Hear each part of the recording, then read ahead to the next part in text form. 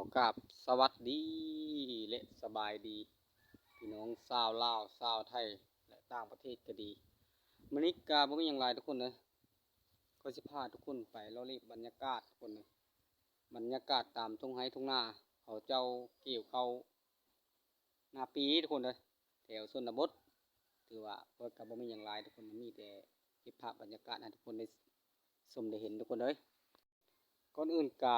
ขอขอบคุณทุกคนที่เข้ามารับชมและติดตามเป็นกำลังใจให้สองเล็กๆของสองนี้ทุกคนเลยก็กลับมาเป็นอย่างมีแต่คำขอบคุณและขอบใจและก็พร้อมโดยเบิ่งคลิปให้ทุกคนที่เมนมาทุกคนเลยเข้ามาชมทุกคนเลยขันข้าวบ่ถึงบ่โทรบ่ถึงกาขอโทษขออภัยทุกคนถือว่าเวลาก็คือทุกคนได้เห็นแล้วละเป็นคนบ้านนอกพอกหน้า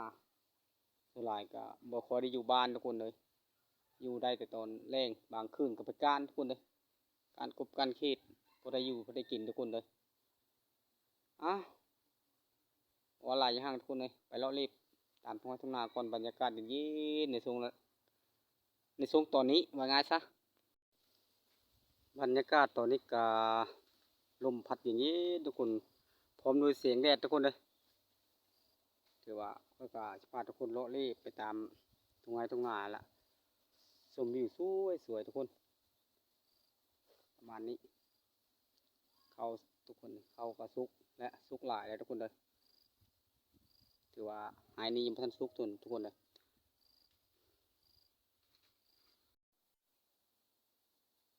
โซนกาแดดคือเก้าทุกคนเลยบรรยากาศมันนี่กะบ่ได้ไปทางไหนคือว่าทุกคนเลยเลาะส้มบรรยากาศเอาซะเนาะทุกคนเข้าไปใกล้เขาเจ้ากะเพราะว่าเขาเจ้าเปิดแบบว่าเพลงแบบอย่างละพอยันติดลิขสิทธิ์เพื่อก็เลยบ่ได้เข้าใกล้เขาเจ้าทุกคนเลยถ่ายเอาแบบมุมใกล้ตามทุ่งไร่ทุ่งนาทุกคนเลยถือว่าประมาณนี้ถือว่าเขาเจ้าเกี่ยวกับแบบนี้ทุกคนเลยพระจะโตพึ่งทุกคนประมาณนี้แต่ว่าสูงระยะมัดคอยกับบริมาให้ทุกคนได้เห็นทุกคนเลยกับประมาณนี้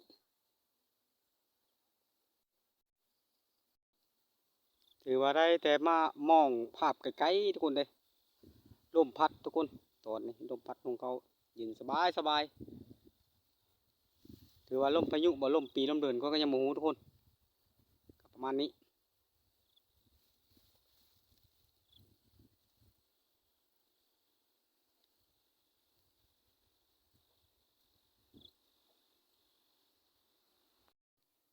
เขาเจ้าป้ากะแบบนี้ทุกคนเลยป้าไปลีไปแบบนี้ก็คือค่อยบ้าทุกคนเลย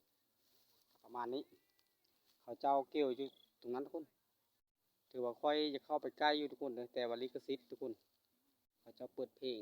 กายเขาเจ้าหมดทุกคนเลยกะสีค่อยๆเข้าไปทุกคนเลย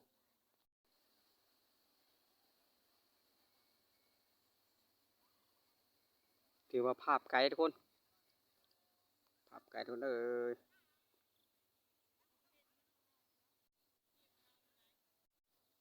ถือว่ากาได้ถ่ายคือทำนี้ทุกคนเลยเข้าไปกะเขาเจ้าเปิดเพลงอันนี้กะจากว่าสิติดลิขสิทธิ์ก็ยังบ่ทันหูทุกคนเลยถือว่าเป็นตำมวนอยู่ทุกคนเขาเจ้าก็ดีเพราะว่าหลายคนทุกคนเลยถือว่าก็ได้แต่นั่งมองยืนมองทุกคนเลยรอเบิ่งตอนเขาเจ้ากลับบ้านทุกคนก็จะสายให้ทุกคนได้เห็นทุกคนเลยเขาเจ้าสิมือแบบใดกะเขาเจ้าหลังลายมือเขาก็สิถ่ายให้ทุกคนได้เห็นเวลาเขามือเพราะว่าเขาเกี่ยวเขาเจ้าเกี่ยวก็คือทุกคนได้เห็นแล้วเนาะ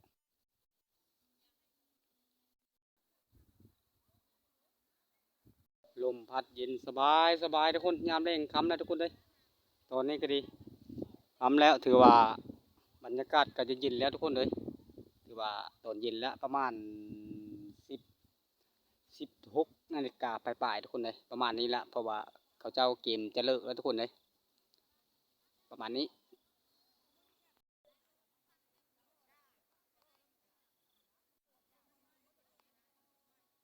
จำนวนคนกาประมาณ30 ปลายทุกคนเลย30 ปลายคนทุกคนเลยสามัคคี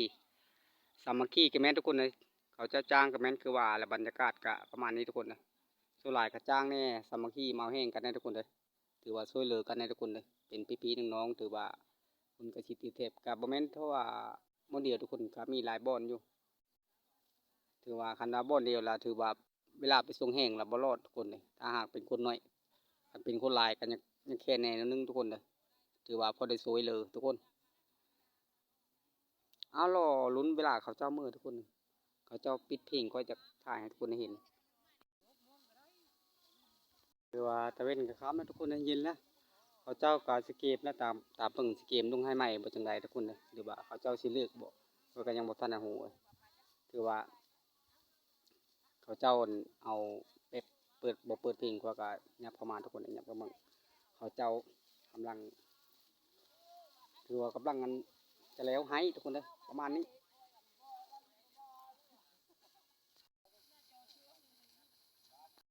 ตอนท้ายทุกคนเลยก่อนเสร็จแล้วก็เขาเจ้าก็ได้หุมหลายคนเกี่ยวบอลเดียวทุกคนมันจะแล้วไวประมาณนี้ทุกคนเลยก็คือทุกคนได้เห็นนะทุกคนการเกี่ยวข้าวก็ประมาณนี้ละถือว่าเป็นตะมูนทุกคนเลยประมาณนี้ละเนาะถือว่าบรรยากาศก็เย็นทุกคนเลย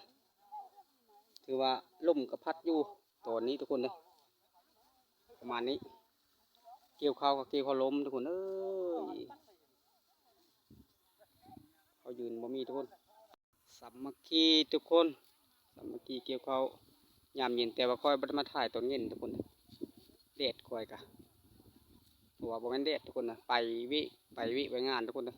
ไปมื้อไห้มื้อหน้าประมาณนี้ถือว่าเขาเจ้าบ่ทันเลิกทุกคนเลยเขาเจ้าไปพุ้นทุกคนประมาณนั้น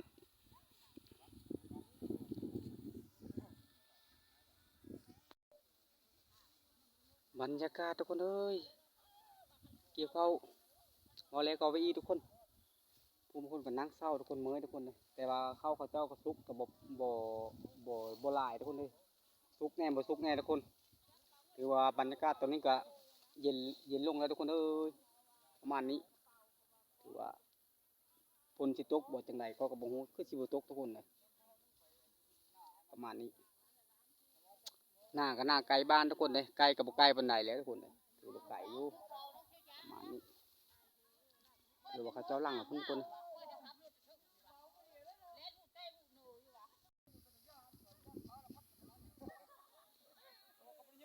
ก่อนจะแล้วกับธรรมดาทุกคนเลยหลายคนพากันหุ้มห่อโตตอมทุกคนเลย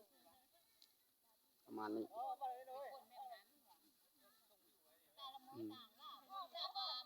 ประมาณนี้ทุกคน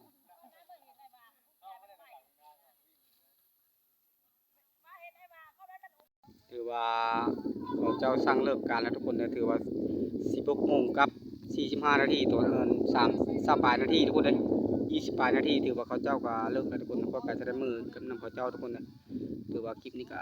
ยางเหมือนเขาเจ้าคนทุกคนเลยถือกลับบ้านบรรยากาศกลับบ้านทุกคนเลยแตกซ้ายแตกขวาทุกคนประมาณนี้ถือว่าระยายทุกคนเลยกลับบ้านกับบกไก่ทุกคนเลยกลับประมาณนี้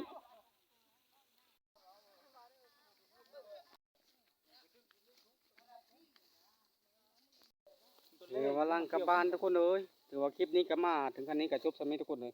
เขาสุ่มแล้วก็อย่าลืมทุกคนฮักแข่งกันคือเก็อยู่ที่เดียวปะยาละยาไล่ทุกคนเลยแล้วก็คอยกับผมมีอย่างมีแต่คำขอบคุณและขอบใจเจอกันคลิปหน้าทุกคน